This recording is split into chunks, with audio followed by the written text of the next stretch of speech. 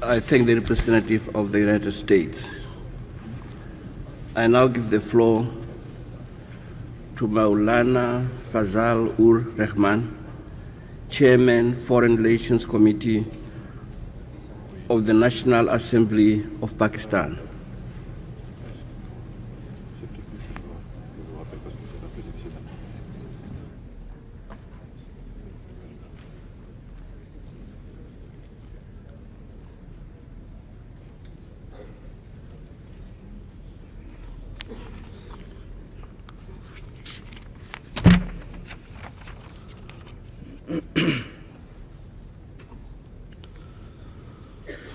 Bismillah ar-Rahman ar-Rahim. In the name of God, the Merciful, the Compassionate, our thanks be to Allah for His mercy and blessings upon the Prophet and his kin.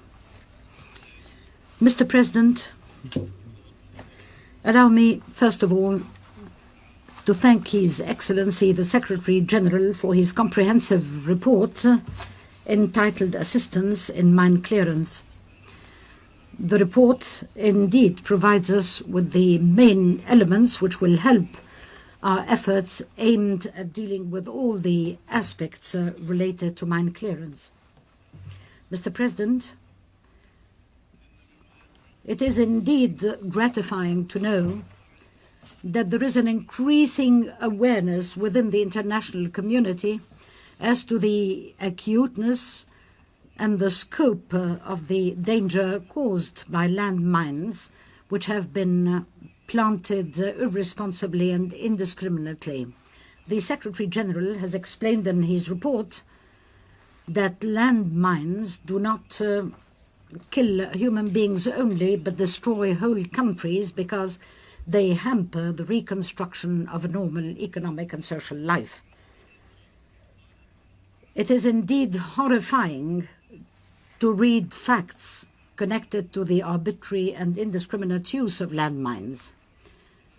More than 110 million landmines have been scattered throughout the world. Every month, more than 800 people fall victim to those mines, most of them civilians and innocent bystanders. The number of people maimed or handicapped is even greater. Those figures are not simply or mere figures for Pakistan. We have ourselves experienced the destruction caused by arbitrary landmines. More than 10 million mines are scattered throughout Afghanistan. In our own medical facilities, thousands of Afghan refugees have been treated. Pakistan, in fact, has undertaken the treatment of those victims and their rehabilitation, and moreover, we continue to host a very large number of refugees, for landmines are an obstacle to the safe return of those refugees to their homelands. Mine clearance is indeed a precondition for reconstruction in any country. It is necessary to re-establish an environment which will enable society to resume its ordinary daily life. Mr. President, it is indeed comforting to note that steps have been taken throughout the past few years to alleviate the problem of landmines, and particularly the humanitarian aspect of such mines. The United Nations have established a strategy to deal with the problem of landmines, has even established a voluntary trust fund for assistance in emergency situations. And in order to complement the contributions of member states,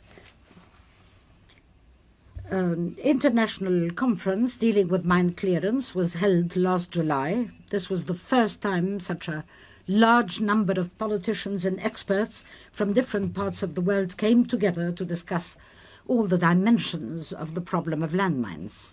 In fact, the conference, which brought together approximately 100 government representatives and 60 organizations is proof of the increasing awareness of the problem of landmines.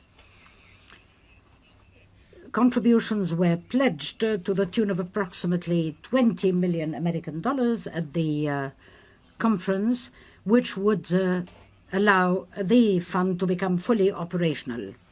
Efforts are still being undertaken to alleviate the sufferings of the victims from landmines.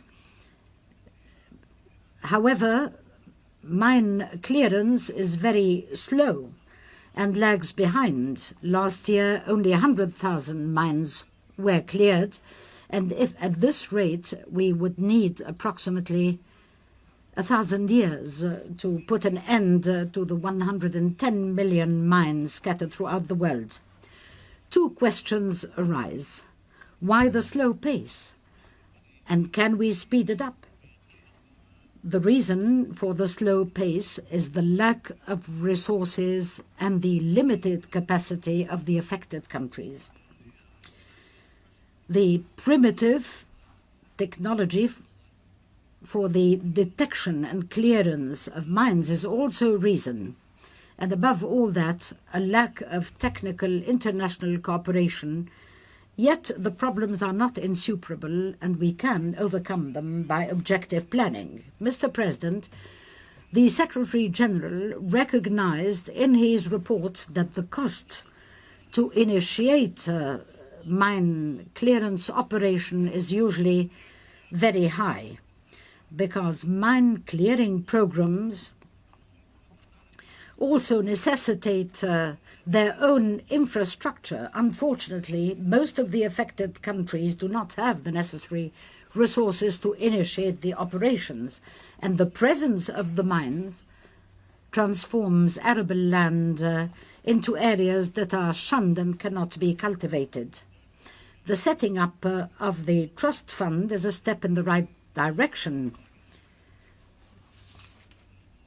The supplementary financing was indeed necessary when resources are not available for the UN to respond rapidly. Contributions and grants should be given outside the scope of the trust itself.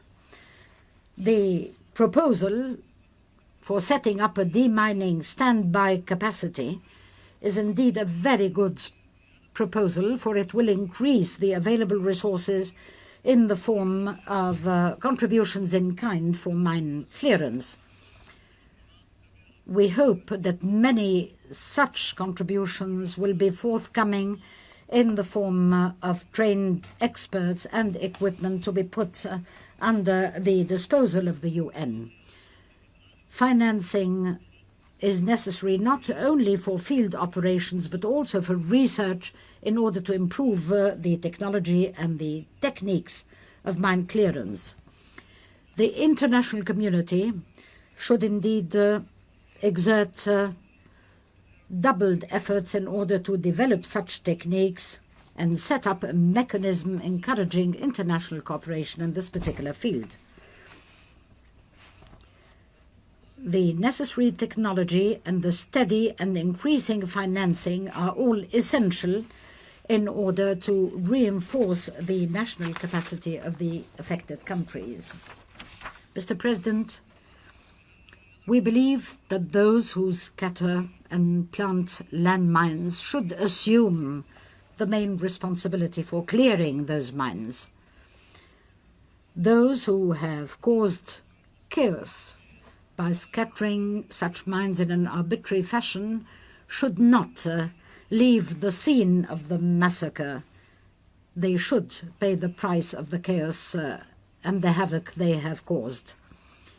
International operations of mine clearance should be based on that particular principle rather than entrusting the affected countries alone with the responsibility of clearing the mines. Mr. President, mines are still being scattered without the provision of the maps of such mines. This is indeed a challenge to international law. The problem is not static, and in this respect, the relevant agencies of the United Nations are considering the measures to control armament and disarmament. We do not need to dwell at length, for Pakistan has been part of all the efforts to solve the problem and will continue to do so. Thank you very much, Mr. President. I thank Maulana Faisal-ur-Rahman, Chairman, Foreign Relations Committee of the National Assembly of Pakistan. I now give the floor to the representative of Lao People's Democratic Republic.